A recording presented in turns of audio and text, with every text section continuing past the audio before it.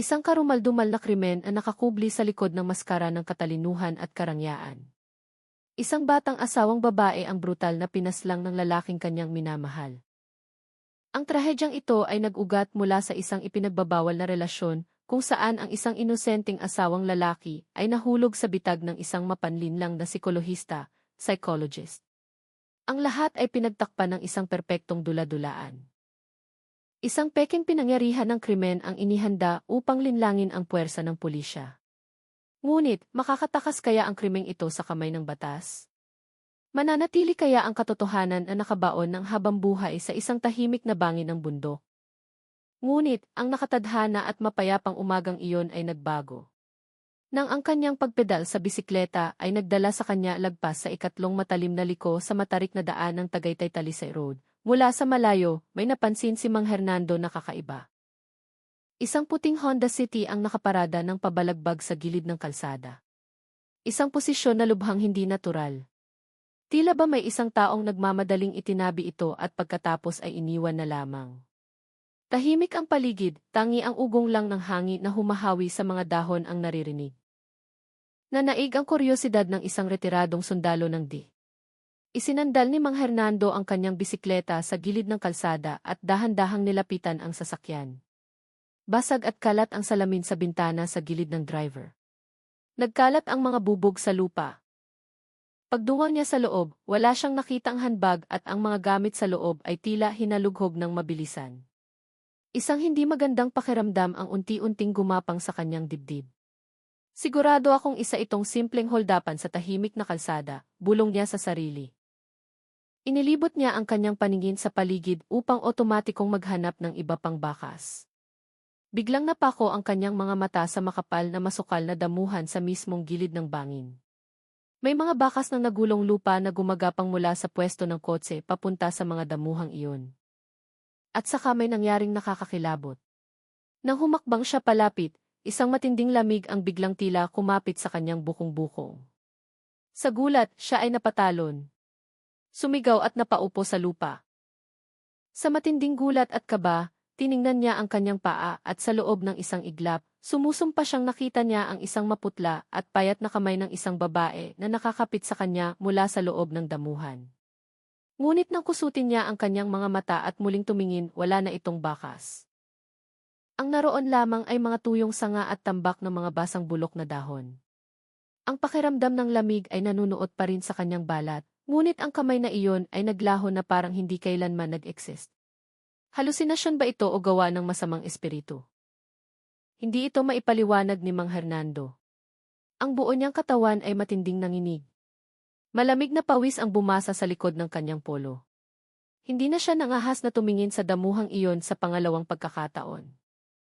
Ang pinakamalalim at sinaunang takot, ang takot sa mga bagay na hindi maipaliwanag, ay tuluyang bumalot sa kanyang isipan. Gumagapang siyang tumayo. Hindi na nga siya naglakas loob na sakyan ang kanyang bisikleta. Inakay niya na lamang ito at ilang beses na nadapa habang tumatakbo pababa ng matarik na daan ng Tagaytay.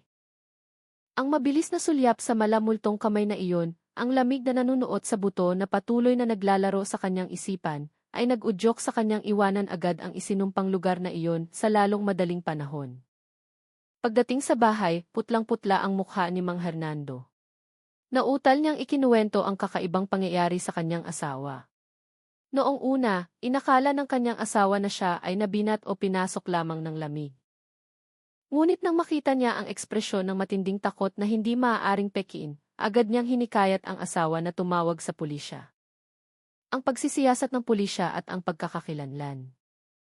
Nang makatanggap ng ulat tungkol sa kahina-hinalang insidente, ang Criminal Investigation Unit mula sa Cavite Provincial Police Office, kasama ang Tagaytay City Police, ay agad na dumating sa lokasyon.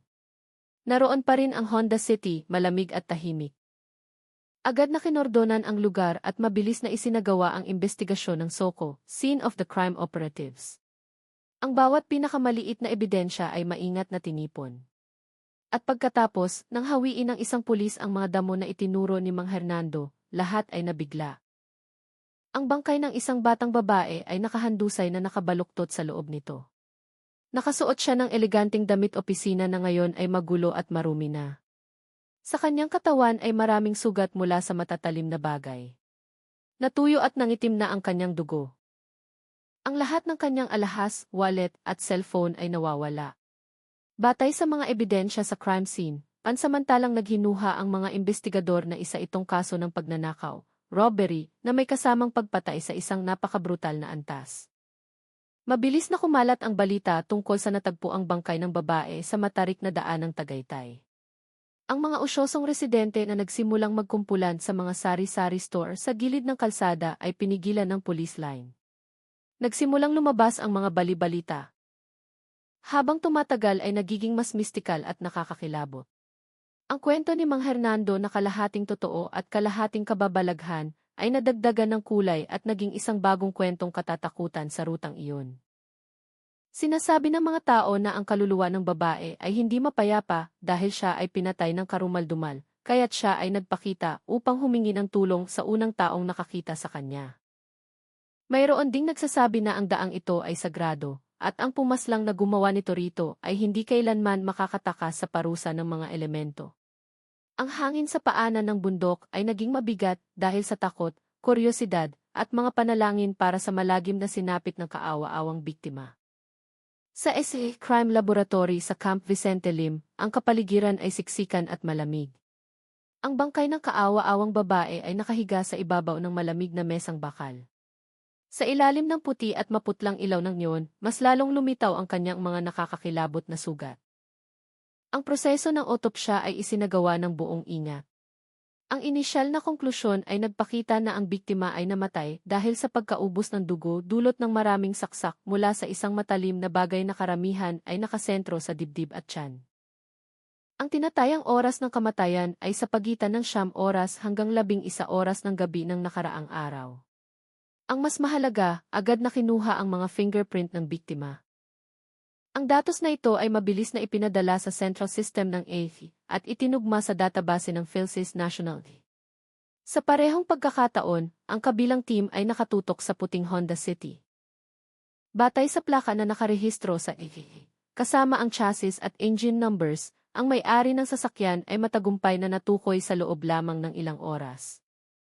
Ang dalawang daloy ng impormasyong ito ay tumumbok sa iisang pangalan, Andrea De Leon.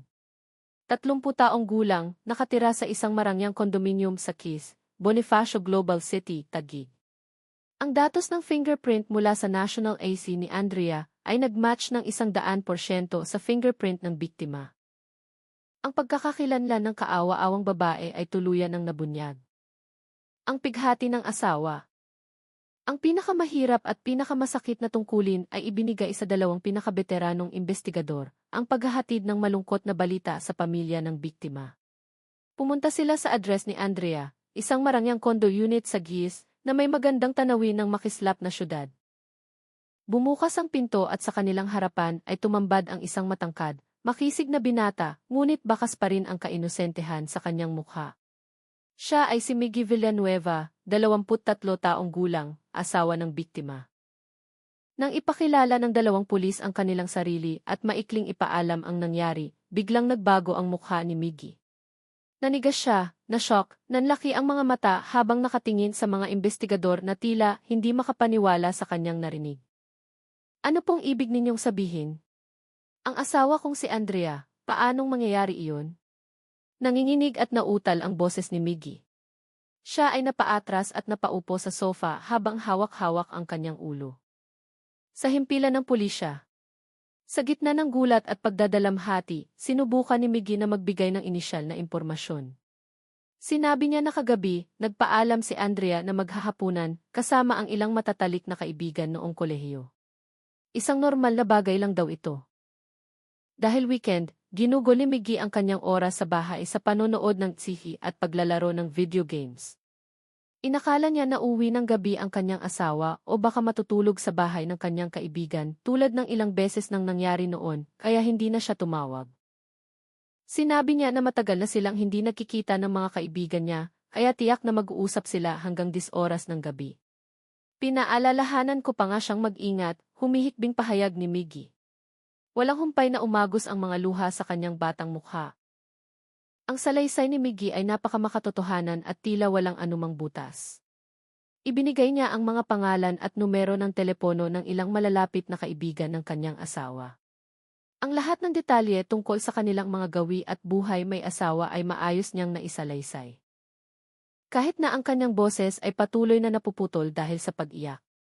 Ang labis na pagdadalamhati ng batang asawa ay nakapukaw ng simpatya mula sa mga investigador. Mula sa pahayag ni Miggy at sa social circle ng biktima, unti-unting nabuo ang imahe ni Andrea De Leon.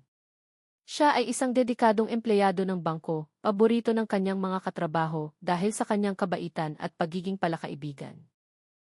Sa paningin ng kanyang mga kaibigan, si Andrea ay isang malambing na babae, puno ng emosyon at laging inuuna ang pamilya. Ang kanyang kasal kay Miggy Villanueva, ang asawa niyang mas bata, ay naging pangarap ng marami. Kahit na may 7 taong agwat ang kanilang edad, nakikita silang napakabagay sa isa't isa. Si Andrea, kasama ang kanyang pagiging matured at responsable. Samantalang si Miggy na bata at puno ng enerhiya, ay isang sikat na basketball player sa kolehiyo. Sinasabi ng lahat na natagpuan na ni Andrea ang kanyang ideal husband at swerte si Miggy dahil nakakuha siya ng asawang maalaga at magaling mag-asikaso ng bahay. Madalas silang mag-post ng mga masasayang larawan sa social media. Mula sa kanilang mga bakasyon hanggang sa mga romantic dinner. Ang buhay nila ay tila napaka-perpekto na walang anumang gusot. Ang mga magulang mula sa magkabilang panig ay lubos na sumusuporta sa kasal na ito. Sa kanilang mga mata, si Andrea ay isang masunuring manugang at si Miggy ay ang perpektong manugang na lalaki. Walang sinuman ang mag-aakala na ang isang babae na maihalos perpektong buhay ay hahantong sa ganito karumal-dumal na sinapit. Kinabukasan, dinala si Miggy Villanueva sa morgue upang kilalanin ang kanyang asawa. Nang hawiin ang puting kumot na nakatakip sa bangkay, tila gumuho ang mundo ni Miggy. Siya ay humagulgol ng malakas at sumugod upang yakapin ang nanigas at malamig na katawan ng kanyang asawa. Andrea, bakit mo ako iniwan ng ganito? Sino? Sinong walang hiya ang gumawa nito sa iyo? Ang kanyang nakakadurog pusong pag-iyak ay umalinggaw sa buong malamig na pasilyo na naging dahilan upang hindi mapigilan ng lahat ng naroon ang kanilang mga luha. Ang larawan ng isang batang asawa na nagwawala sa kalungkutan sa tabi ng bangkay ng kanyang kaawa-awang asawa ay pumawi sa anumang maliit na hinala mula sa isipan ng mga investigador. Malinaw na siya ay isa lamang biktima sa trahedyang ito. Isang taong kailangang pasanin ang ganito kabigat na pagkawala sa kanyang napakabatang edad. Ang bangkay ni Andrea De Leon ay ibinigay na sa pamilya upang ayusin ang libing. Ang lihim sa likod ng perpektong kasal. Ang imbestigasyon ng kasong ito ay itinutok sa teorya ng holdapan na sinundan ng pagpatay. Sinimulan ng kapulisan ang pagtugis sa mga kilalang kriminal at ex-convict sa lugar, lalo na ang mga drug addict at sugarol na madalas gumagala sa mga bulubunduki ng Tagaytay at Cavite. Ang lahat ay tila sumusunod sa karaniwang takbo ng mga kaso ng pagnanakaw. Walang nakapansin na ang nakakakilabot na katotohanan ay mahigpit na nakatago sa likod ng mga luha at perpektong dula-dulaan ng kriminal. Lumipas ang mga araw at ang investigasyon ay tila humantong sa dead end.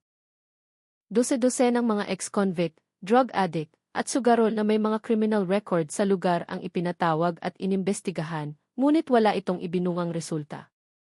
Ang mga naiwang baka sa crime scene ay napakaliit, tila ba sinadya itong linisin ng maigi.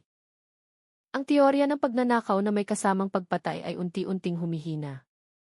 Naramdaman ni Police Colonel Pifol Roberto Santos, ang pinuno ng investigation team na ilang dekada na sa serbisyo ng pag-imbestiga, na mayroong mali. Sinasabi ng kanyang instincts bilang isang veteranong investigador na ang kasong ito ay hindi ganoon kasimple gaya ng nakikita. Ang pagkabrutal ng salarin, kung paano ginawa ang peking crime scene ng napakaplanado. Lahat ay nagpapakita ng personal na galit, hindi isang bugso ng damdamin ng isang holdupper na nangangailangan ng pera. Muling suriin ang buong background ng biktima, tutukan ang kanyang personal na buhay, lalo na ang relasyon nilang mag-asawa, matigas na utos ni Pio Santos sa kanilang team meeting. Maaaring totoo ang kalungkutan ng asawa, pero maaari rin itong isang perpektong pag-arte. Hindi natin dapat palampasin ang kahit na pinakamaliit na detalye. Inilabas ang utos. Ang pinakamahuhusay na investigador ay hinati sa ilang grupo upang magsimula ng isang tahimik, ngunit masinsinang investigasyon. Ang pangunahing focus ng investigasyon ay itinutok sa black box ng biktima na walang iba kundi ang kanyang digital na buhay. Kahit na nawawala ang kanyang cellphone, sa digital age na ito, hindi madaling burahin ang datos.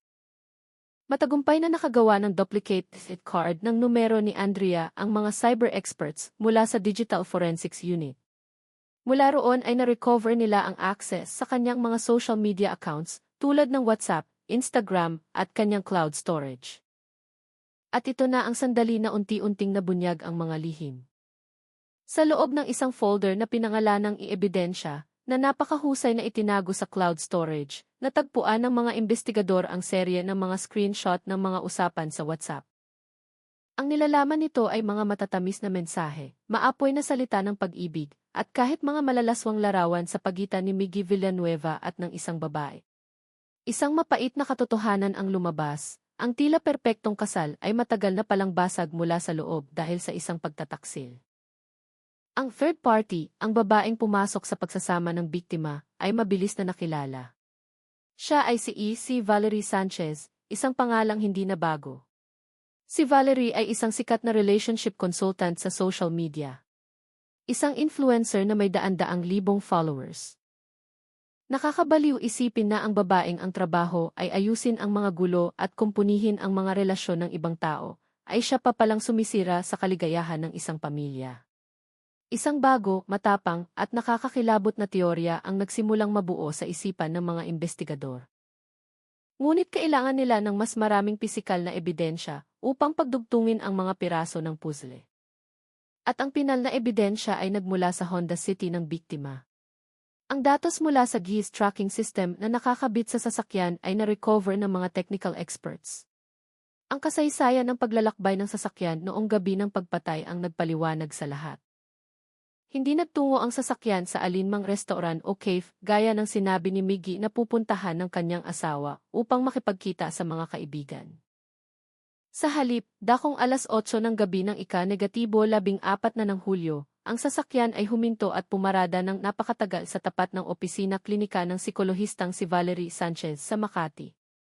At ang sasakyan ay muli lamang umandar ng halos alas 3 na ng madaling araw, dumiretso patungo sa Tagaytay. Ang lahat ay naging napakalinaw. Hindi nakipagkita si Andrea De Leon sa kanyang mga kaibigan.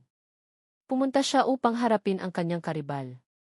Isang komprontasyon, isang matinding sagutan ang malamang na nangyari. At doon napatunayan ang huling lokasyon kung saan nakita si Andrea. Gumuho ng tuluyan ang teorya ng holdapan. Pinalitan nito ng isang nakakakilabot na senaryo tungkol sa pagpatay na nakaugat sa motibo ng aspetong pag-ibig. Ang salarin ay walang iba kundi ang magkasintahan na sina Miggy Villanueva at Valerie Sanchez. Tinapos nila ang buhay ng biktima, sabay nilang itinapon ang bangkay, at walang awang inayos ang isang peking crime scene upang pagtakpan ang kanilang krimen. Sa loob ng meeting room ng investigation team, napakabigat ng tensyon. Ang mga hindi mapapasubali ang ebidensya ay nakapatong sa ibabaw ng lamesa. Ang imahe ng nagdadalamhating batang asawa at ng iginagalang na psikolohista ay tuluyang nagbago at naging mukha ng mga demonyo. Malakas na hinampas ni Pico Santos ang lamesa. Ang kanyang mga mata ay kasing talim ng labaha. Akala nila kaya nilang gawin tayong mga tanga. Masyado nilang minamaliit ang batas. Tumigas ang kanyang boses. Ilabas ang warrant of arrest para kina Miggy Villanueva at Valerie Sanchez. Ipatupad agad ang pag-aresto. Sa loob ng tahimik na burol, ang hangin ay mabigat dahil sa amoy ng mga bulaklak at matinding pagdadalamhati. Ang larawan ni Andrea De Leon na may banayad ng ngiti ay inilagay ng may paggalang sa ibabaw ng altar na binalot ng puting tela. Sa ilalim ng larawan, nakaluhod si Miggy Villanueva, suot ang purong puting damit pamburol, ang kanyang mukha ay pagod at ang mga mata ay mugto, matamlay na sinasalubong ang mga nakikiramay. Nakayuko ang kanyang ulo, nanginginig ang mga balikat, ginagampanan ng perpekto ang papel ng isang nagluluksa at nawalan na asawa. Ang mga magulang ni Andrea, isang matandang mag-asawa na tila naubusan na ng luha, ay pilit na nagpapakakatatag upang tapikin at aluin ang paborito nilang manugang na itinuturing na nilang parang tunay na anak. Walang sinuman sa mga nakikiramay ang makapaghinala. Sa likod ng mukhang puno ng pighati ay nagtatago ang mukha ng isang demonyong walang awa. Sa gitna ng mabagal at nakakabagbag damdaming pag-usal ng rosaryo at mga panalangin, ilang sasakyan ng pulis na walang sirena ang tahimik na huminto sa labas ng gate. Bumukas ang mga pinto. Pumasok si Pico Santos kasama ang mga investigador na nakasibilyan, dala ang malamig na ekspresyon sa gitna ng pagtataka ng lahat. Hindi sila gumawa ng gulo, dumiretso lamang sila kung saan nakaluhod si Miggy. Tinapik ng isang batang investigador ang balikat ni Miggy. Tumingala si Miggy. Basa pa rin ang luha ang kanyang mga mata na maihalong pagtataka. Miggy Villanueva, ang boses ni Pico Santos ay napakatigas at malinaw, tinalo nito ang boses ng mga nagdarasal. Inaaresto ka upang imbestigahan sa hinalang sangkot ka sa kasong pagpatay, murder. Ang bawat salita ay parang pukpok ng maso sa gitna ng pagluluksa. Biglang huminto ang mga nagdarasal. Nakatitig ang lahat kay Miggy. Ang malungkot na ekspresyon sa kanyang mukha ay natigilan saglit bago unti-unting napalitan ng panik at takot. Ang kanyang perpektong maskara ay tuluyang nawasak. Ano pong ibig ninyong sabihin? Baka po may pagkakamali? Kapapanaw lang ng asawa ko, nauutal na sabi ni Miggy habang pilit na pinapanindigan ang kanyang papel. Ngunit huli na ang lahat. Isang malamig na posas ang inilabas. Ang matalim na tunog ng pag-click ay narinig habang nilolock nito ang mga pulso ni Miggy. Mismo sa harap ng larawan ng kanyang yumaong asawa na kanyang walang awang pinatay. Sa harap ng dose-dose ng mga kamag-anak at kaibigan, ang walang pusong asawa ay kinuyad paalis, na nag-iwan ng matinding gulo, hysterical na paghiyaw, at labis na pagkagimbal mula sa pamilya ng magkabilang panig. Sa parehong oras ngunit sa isang ganap na magkaibang mundo. Sa marangyang ballroom ng isang 5-star hotel sa Makati, nasa rurok ng kanyang karera si Valerie Sanchez. Nakasuot siya ng eleganteng silk dress, ang kanyang buhok ay nakaayos ng napakaganda. Ang kanyang mukhang may perpektong make-up ay naglalabas ng kumpiyansa at katalinuhan. Sa ilalim ng ilaw ng entablado, masigla siyang nagbibigay ng seminar na may temang kipagbuo ng tiwala at katapatan sa modernong pagsasama. Daan-daang pares ng mga mata na humahanga sa kanya mula sa mga upuan ng audience ang nakatutok sa kanya, nakikinig sa bawat salita niya, tila ba isa itong ganap na katotohanan. Ang tiwala, mga ginoo at binibini ay ang gulugod ng isang masayang pagsasama. Kapag nagtaksil ka, kapag nagsinungaling ka, pinapatay mo ang inyong pag-ibig gamit ang sarili mong mga kamay. Ang kanyang boses ay napakapanghikayat at nakakumbinsi. Eksaktong pagkatapos niyang bitawan ang kanyang huling pangungusap at nagpalakpakan ang buong kwarto, mula sa magkabilang gilid ng stage, lumabas ang dalawang babaeng pulis na nakauniporme at naglakad ng diretso patungo sa kanya. Ang propesyonal na ngiti sa mga labi ni Valerie ay biglang nanigas. Siya ay bahagyang naguluhan, ngunit sinubukan pa ring manatiling kalmado. "Excuse me, anong problema? May event pa po ako." Inilabas ng isa sa mga policewoman ang warrant of arrest sa harap niya. "Valerie Sanchez, inaaresto ka namin dahil pinaghihinalaan kang sangkot sa isang kaso ng pagpatay. Makipagtulungan ka na lamang." Biglang natahimik ang buong ballroom. Napalitan ang mga palakpak ng mga bulong-bulungan at pagkabigla. Ang mga kamera mula sa organizers ng event ay nakarecord pa rin, nakuhanan ang buong tagpo habang ang dalubhasang psikolohista ay pinupusasan mismo sa ibabaw ng entablado kung saan siya sanay na mag-lecture tungkol sa moralidad. Ang kanyang karangyaan at high-class na imahe ay tuluyang bumagsak. Ang natira na lamang ay kahihiyan at pagkasira ng dignidad. Hinawakan siya paalis dumaan sa harap ng nagkakagulong manonood. Ang mga taong ilang minuto pa lamang ang nakalipas ay tinitingala siya bilang isang idolo. Ang interogasyon at pag-amin. Interrogation room sa headquarters. 4 na malamig na pader. Mayroon lamang isang mesang bakal at 2 upuan. Wala na ang mukhang puno ng pagdadalamhati. Nakaupo si Miggy Villanueva kaharap si Pico Santos ng may matigas at mapanghamong ekspresyon. Kumbinsido siya na ang kanyang pag-arte ay perpekto na at imposible para sa pulisya na magkaroon ng anumang ebidensya. "Wala po akong sasabihin," inisya ni Miggy. "Mali ang hinuhuli ninyo. Ang asawa ko ay hinold up at pinatay sa Tagaytay. Bakit hindi ninyo hanapin ang totoong pumatay sa halip na hulihin ako? Paano ba kayo magtrabaho? Hindi man lang nagalit si Pico Santos. Tahimik lamang niyang inilapag ang isang folder sa ibabaw ng mesa. Hindi niya ito binuksan, tinitigan lamang niya ng diretso sa mga mata si Miggy. Isang titig na parang kutsilyo. Tumatagos hanggang sa kaluluwa ng binatang pilit na nagpapakakatatag. Napakakalmado mo. Kapapanaw lang ng asawa mo pero kaya mo nang makipagtalo sa pulisya ng ganito kabilis. Napakagaling mong aktor, Miggy. Nagsimulang kabahan si Miggy ngunit pilit pa ring tinataasan ang kanyang boses. Nagdadalamhati ako sa loob ko. Kailangan ko bang humagulgol sa harap ninyo para lang maging totoo ito? Hindi na kailangan, sagot ni Pico Santos sa isang patag na tono. Hindi namin kailangan ang mga luha mo. Ang kailangan namin ay ang katotohanan. At narito na ang katotohanan iyon. Binuksan niya ang unang pahina ng folder. Isang detalyadong mapa na nagpapakita ng ruta ng biyahe ng Honda City noong gabi ng pagpatay. Hindi kailanman nagsisinungaling ang Miggy. 8:00 ng gabi.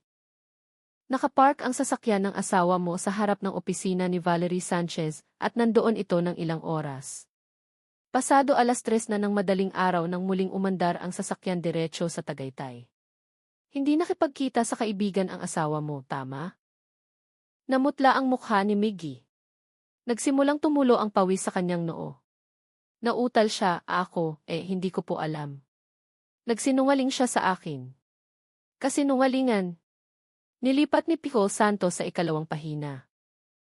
Ang serye ng mga screenshot sa WhatsApp sa pagitan ni Miggy at Valerie ay malinaw na nakaprint ng malaki. Mga matatamis na mensahe, mga malalaswang larawan, mga sikretong plano ng pagkikita. Ano ito? Kayo ni Valerie Sanchez. Ano ang relasyon ninyo? Si consultant at kliyente lang po. Nanigas si Miggy. Nanigas ang buong katawan niya. Tulala siyang nakatingin sa mga ebidensyang hindi na maitatanggi. Ang kanyang huling depensa ay tuluyan ng nawasak. Alam niyang wala na siyang kawala. Nawala ang kanyang pagmamatigas at napalitan ito ng matinding pagbagsak. Iniyuko ni Miggy ang kanyang ulo sa mesa. Ang kanyang dalawang balikat ay matinding nanginginig. Pagkatapos ay umiyak siya ng malakas na parang isang bata. Iyak ng takot at huling pagsisisi. Matapos ang halos 1 oras na puno ng tensyon, nagsimulang umamin si Miggy sa isang nanginginig na boses, sinasakal ng kanyang mga luha. Ikinuwento niya ang buong nakakakilabot na gabi. Totoong nahuli ni Andrea ang kanyang pagtataksil. Palihim na sinundan ni Andrea si Valerie at dumiretso mismo sa opisina nito upang makipagkomprontasyon. Hindi ko akalaing pupunta siya doon. Takot na takot ako. Mabilis na nauwi sa malakas na away ang pag-uusap ng tatlo. Si Andrea, sa rurok ng selos at sakit, ay nawalan ng kontrol. Sumugod siya, sinabunutan at pinagsusuntok si Valerie. Noong oras na iyon, mas mahina si Valerie. Binugbog ng husto ng asawa ko. Hindi ko alam ang gagawin ko. Gusto ko lang umawat, nag-alinlangan si Miggy. Sumulong ako para ipagtanggol si Valerie. Tinulak ko ang asawa ko. Sinigawan ko siya. Hindi ko maintindihan kung bakit ko ginawa iyon ng mga oras na iyon. Ang pagtatanggol ni Miggy sa kanyang kabit ay naging huling mitsa na nagtulak kay Andrea sa tuluyang pagkabaliw. Dumampot siya ng isang fruit knife mula sa mesa ni Valerie at sumugod sa kanyang karibal. Nagpanik ako. Agad kong inagaw ang kutsilyo, niyakap ko ng mahigpit ang asawa ko para hindi na siya makagalaw. Habang pinipigilan ni Miggy ang kanyang asawa, si Valerie Sanchez, nakakatapos lamang gumanap na mahinang biktima, ay nagpakita ng kanyang tunay na mukha bilang isang demonyo. Inagaw niya ang kutsilyo mula sa kamay ni Miggy at sa kanyang matinding galit ay paulit-ulit na sinaksak si Andrea. Napakabilis ng pangyayari. Nakita ko na lang na nanlambot ang asawa ko sa yakap ko. Dugo. Napakaraming dugo, humagulgol si Miggy, isang sigaw na puno ng kilabot. Matapos ang pagpatay, hindi sila nagpanik na tumawag ng ambulansya o pulisya. Si Valerie mismo ang mailabis na kalmadong nag-isip ng plano upang burahin ang mga ebidensya. Nilinis nilang dalawa ang opisina, binura ang lahat ng fingerprints. Si Miggy mismo ang bumuhat sa malamig na bangkay ng kanyang asawa papasok sa kotse nito. Pagkatapos, sabay nilang minaneho ang sasakyan papuntang Tagaytay. Sa gitna ng gabi, Kinuha nila ang lahat ng ari-arian ng biktima, itinulak ang bangkay sa damuhan, at pagkatapos ay gumamit ng bato upang basagin ang salamin ng kotse para gumawa ng peking crime scene. Siya ang nag-utos sa akin, sumunod lang ako. Sobrang takot ko, tinapos ni Miggy ang kanyang pahayag sa tuluyang pagkawasak ng kanyang pag-asa. Ang tunay na demonyo. Sa kabilang interrogation room, pinanatili pa rin ni Valerie Sanchez ang kanyang malamig at kalmadong ekspresyon. Nakaupo siya ng tuwid, ang dalawang kamao ay magkadikit sa ibabaw ng mesa, kaharap ang isang veteranang babaeng investigador na kilala sa pagbasag kahit ng pinakamatibay na mentalidad. Tiwala si Valerie sa kanyang katalinuhan at kakayahang kontrolin ang emosyon. Hanggat sila ni Miggy ay parehong mananahimik, walang magagawa ang kapulisan. Tinitigan siya ng diretso sa mata ng investigador. Walang pagmamadali, dahan-dahan itong naglapag ng isang maliit na voice recorder sa ibabaw ng lamesa. Na-record na namin ang lahat ng pag-amin ni Miggy Villanueva, sabi niya, kalmado ang boses ngunit mabigat ang bawat salita. Inamin na niya ang lahat. Lahat-lahat. Sabi niya, ikaw daw ang may hawak ng kutsilyo at sumaksak sa biktima habang hawak lamang niya ito. Pinindot ng investigador ang play button. Ang boses ni Miggy na humihikbi at nanginginig sa takot ay umalinggaw sa tahimik na silid. Ikinukwento ang bawat nakakakilabot na detalye. Ito ang huling suntok. Isang dagok na hindi inaasahan ni Valerie. Ang kanyang buong pagiging kalmado at mapagmataas ay gumuho sa isang iglap. Namutla ang kanyang mukhang may makeup. Nanlaki ang kanyang mga mata. Napuno ng panik at matinding puot ang kanyang itsura. Ang lalaking itinuring niyang matamis na manika ay trinaydor siya. Ang maskara ng kanyang katalinuhan at kagalantihan ay nahulog, ipinapakita ang tunay na mukha ng isang halimaw. Nagsisinungaling siya. Ang walang hiyang iyon. Ang duwag na iyon ay mailakas ng loob na ibunton lahat ng kasalanan sa akin. Sumigaw si Valerie, ang boses niya ay matinis at mapait.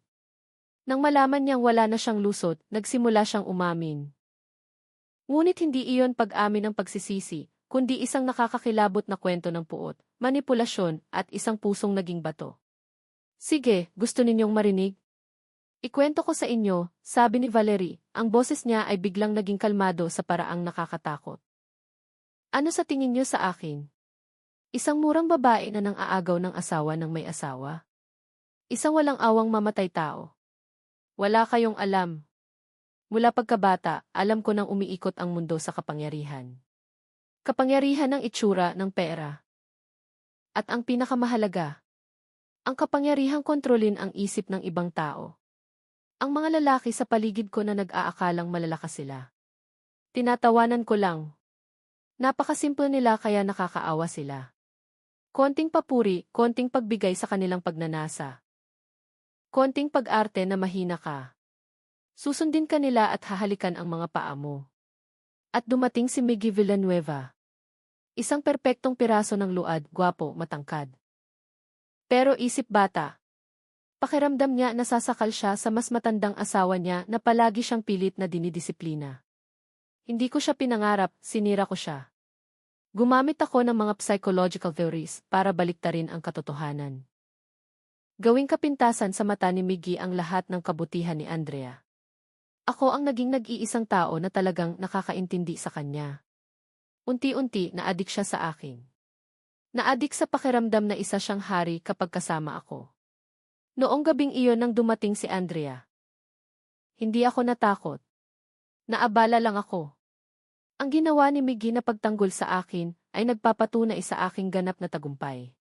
Nang kumuha siya, Andrea, ng kutsilyo, iyon na ang perpektong dahilan.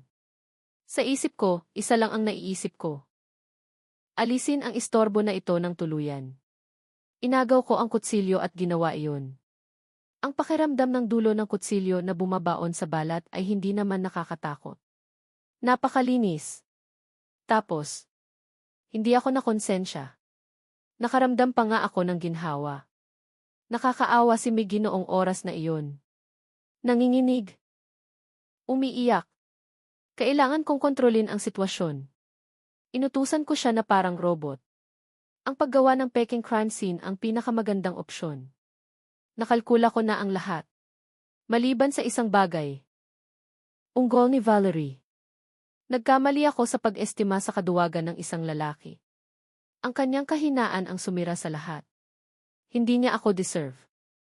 Natapos ang pag-amin ni Valerie nang walang ni isang patak ng luha ng pagsisisi. Ang nandoon lang ay pang-aalipusta para sa patay, puot sa kanyang kakonsaba, at may sakit na pagmamalaki sa kanyang sariling katalinuhan. Ang larawan ng isang demonyong nagkukubli bilang isang intelektual ay nabunyag sa pinakahubad at pinakanakakakilabot na paraan. Ang hatol ng hukuman. Noong ika-28 ng Disyembre 2025, isinagawa ng Regional Trial Court, ang pagbasa ng hatol para sa kaso ng pagpatay na gumimbal sa publiko. Tumayo sina Miggy Villanueva at Valerie Sanchez sa upuan ng nasasakdal, nakayuko sa harap ng mga hindi matatawarang ebidensya at sa kanilang malagim na krimen. Matapos ang masusing pagsusuri, nagbaba ang husgado ng pinakamabigat na parusa sa kanya dahil sa kanyang papel bilang utak ng krimen na direktang at brutal na pumaslang sa biktima at nagplano ng pagtatago ng krimen.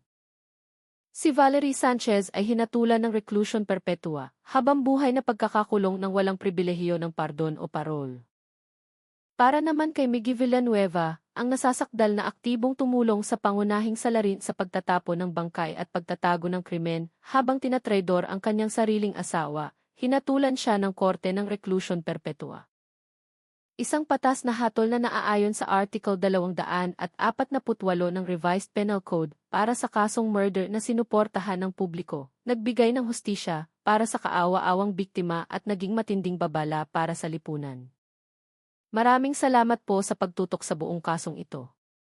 Ang nakakadurog pusong trahedyang ito ay hindi lamang simpleng kwento ng pagtataksil, kundi isang malalim na paalala tungkol sa mga moral na halaga na unti-unting nabubura sa modernong lipunan.